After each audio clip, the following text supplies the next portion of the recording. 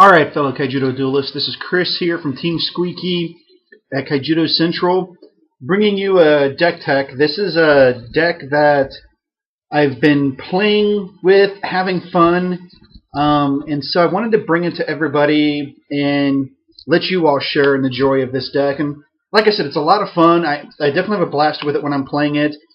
It's not Decree, it's not my anti-Andromeda build, but it is a deck that I call Light Water Fire Bottle of Dragons. So that should kind of clue you in about what the deck's about.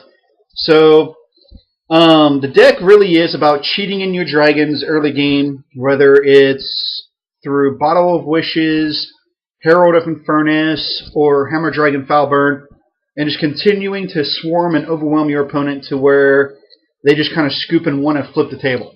So, alright, without further ado, let's go ahead and begin. I'm going to start on the light side here. It's a 45 card deck, and yeah, let's go ahead and begin here. So, what you see here is it runs immediately 3 Lux. This guy is really good for the deck.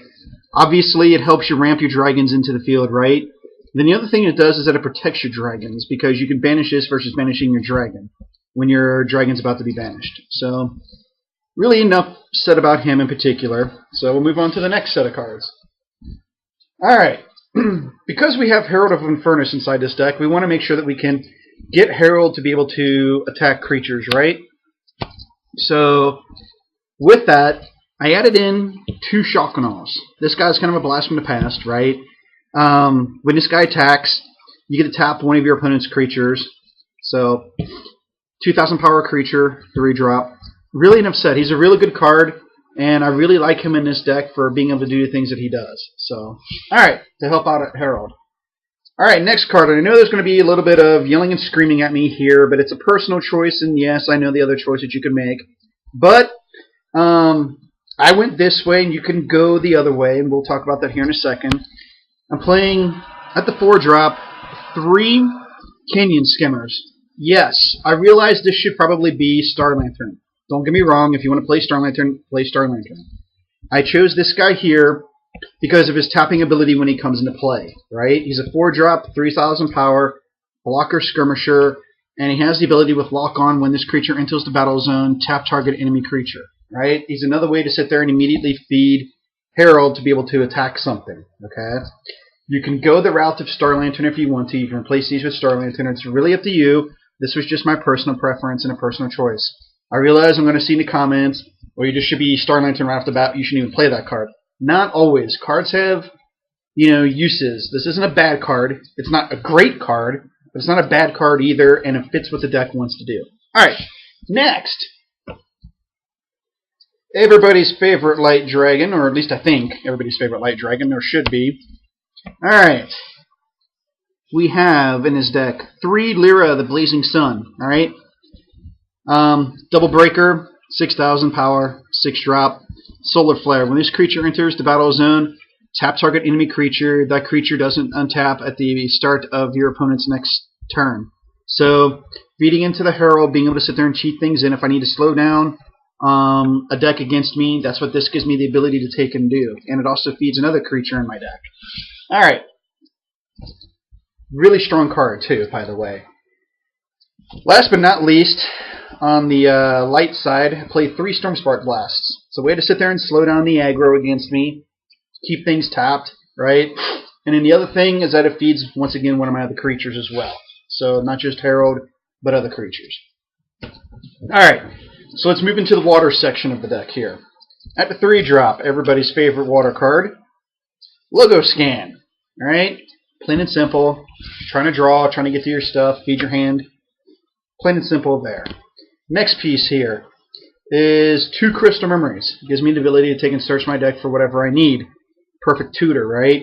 So if I need to go get a dragon, if I need to go get a banish spell, a tap, something to sit there and feed my deck, Crystal Memory gives me the ability to take and do that. Next, well, the deck's name is Bottle of Dragons, right? So we have 3 Bottle of Wishes in a deck. In this particular deck, I didn't like the card when I first saw it, just because I didn't like the inconsistency to it. So I kind of had to sit there and play with it to find its consistency for me. And so if you shape a deck around it, then yes, the card's really good. You know, and like I said, for me, I'm the type of player where I want consistency with inside of a deck. So, like I said, initially, I wasn't all that hyped up on Bottle of Wishes, but as I kind of built around it, then I could see what his potential was, and so that's where this deck kind of came from. All right. Anyways, Bottle of Wishes, Shield Blast, right? 5-drop. Really kind of cool. Shuffle your deck, then reveal the top card. If it's a non-evolution creature, put it into the battle zone. If it's a spell that is level 7 or less, cast it for free. Otherwise, put it into your hand. All right? So for my deck in particular, I can Bottle of Wish for pretty much everything that's inside the deck.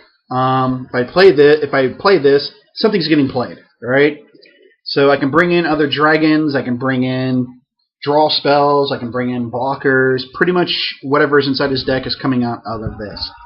To tell you how much Larry hates this card, from Team Squeaky, he was playing a Water, Darkness, Fire aggro deck, and he slammed into me turn 3, Bottle of Wishes, Infernus. And another game he hit, what was it, Bolgash Dragon. And it was almost an immediate scoop for him. So, yeah, card's really fun, and I see this card realistically, if people are going to build around it and use it a lot, I think you're going to see aggro slow down. Rush is out there, but with this particular card, and if players kind of play it right and build it right around it, the aggro is going to be more of a take their time and feel out what the deck is about. Personally, is at least when I'm seeing other players when they're playing against me with different decks, once they realize that depending upon the deck that I'm playing, if I've got Bottle of Wishes inside of it, they'll tend to be a little bit slower because they don't want whatever major dragons inside that deck coming down.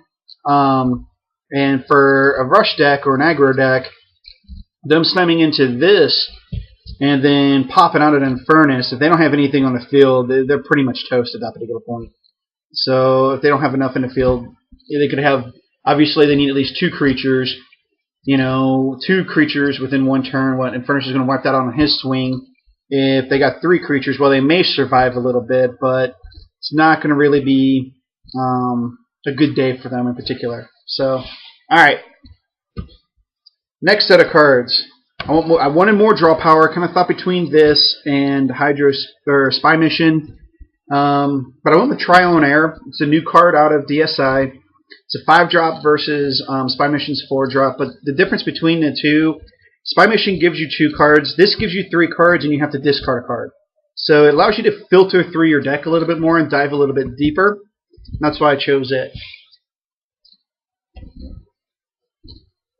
Alright.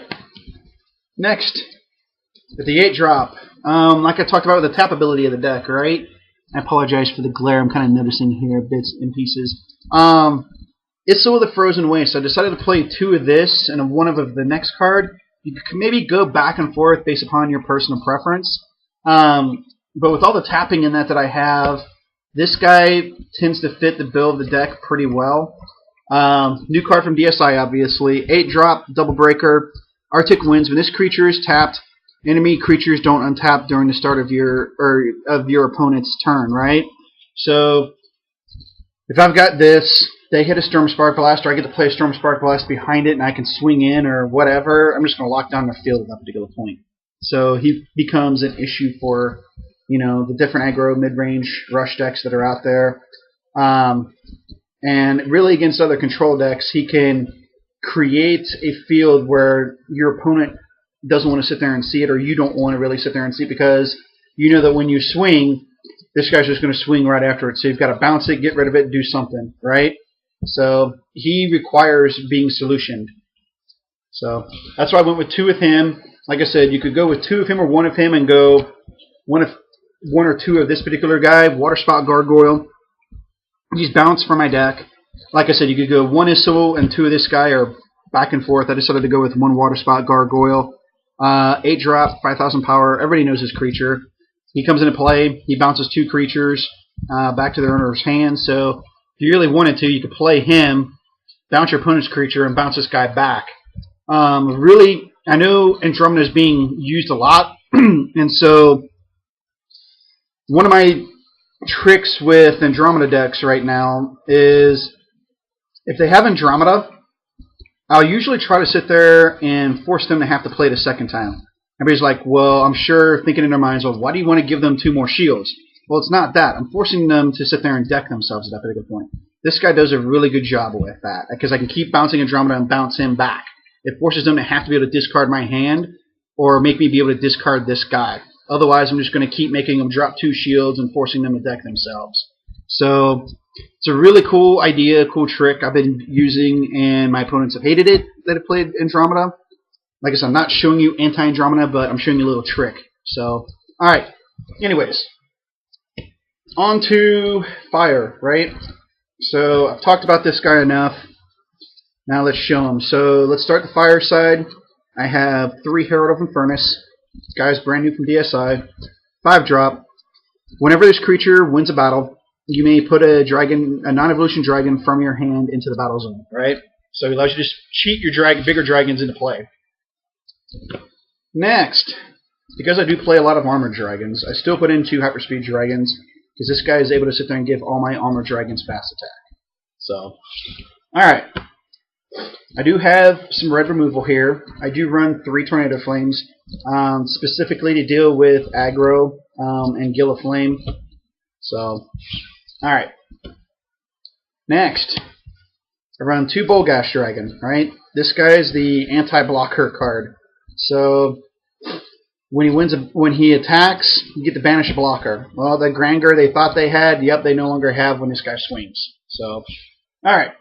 Next, we want to cheat dragons in, right? Well, one of the best ways to take and cheat a dragon in, besides Bottle, is going to be Hammer Dragon, right? This guy's from the Dragon Masters collection, 7 drop, double breaker, 6,000 power.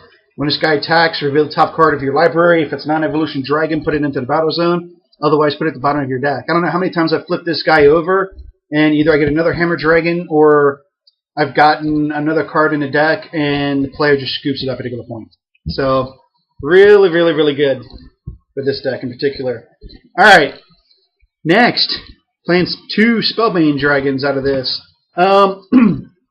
New card from DSI, Armor Dragon, so he's able to get fast attack from the hyperspeed, double breaker, and what's really cool is his ability, which is Backfire, right? Whenever your opponent casts a spell, choose one of your opponent's shields, this creature breaks that shield. So let's say you crack their shields, right, and they get a shield blast out of it. Well, now you've cracked their 2 shields, and if they decide to play that spell blast, or shield blast, now they're going to take and crack more shields. So he's literally, if he goes off, he's probably going to become a triple breaker, possibly a quad breaker. So just a really good card. And so fit the deck, and what I wanted to take and do just puts more pressure back on my opponent, because if they do get that kill spell, well, cool, kill him. He's already broken 2 shields. I'm going to get a 3rd one from you, right? So, alright, and the last 3 cards in the deck, and this is the big daddy of them all. So I'm playing Armored Dragons, right? I'm playing Bottle of Dragons, right? That's what this deck is called. So, without further ado, 3 Infernus the Awakened. Brutal card. I really don't have to sit there and say too much about this particular card. I do know that people are trying to work around him with Issel and with Lyra, but if they don't really have that ability, if they're not able to sit there and get that really out on him, he's just brutal. Triple breaking, removing creatures, they can't play creatures that are 4,000 power or less. It's just sickening, to those aggro and mid-range decks. They really can't do too much with it. So, but that is Bottle of Dragons, Light, Water, Fire. Give it a whirl. Like I said, it's a lot of fun. You can make your adjustments as you want to based upon your meta and based upon, what your playstyle is. The deck is definitely adaptable with what you can take and do. So, and like I said, I know more than likely the Canyon Skimmers for most people will be Star Lanterns by choice, but like I said, my personal preference was to use it just because I wanted the tap ability. Defeat Istil and defeat Herald. So, alright, this is Chris from Team Squeaky here at Kaijudo Central. Later.